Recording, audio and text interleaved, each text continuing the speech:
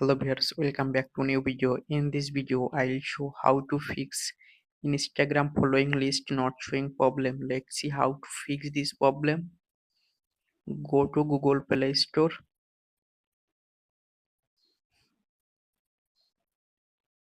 search Instagram,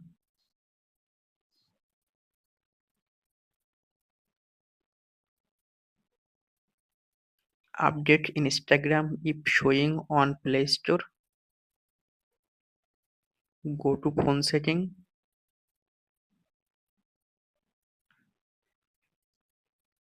scroll down, tap on apps,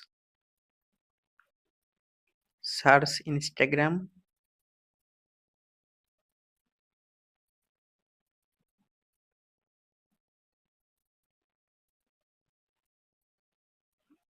tap on storage, tap on clear data, tap on delete.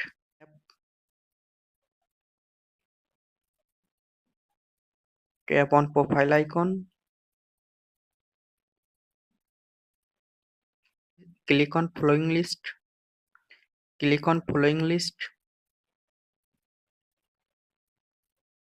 Now following list showing. Thanks for watching. Don't forget like and subscribe.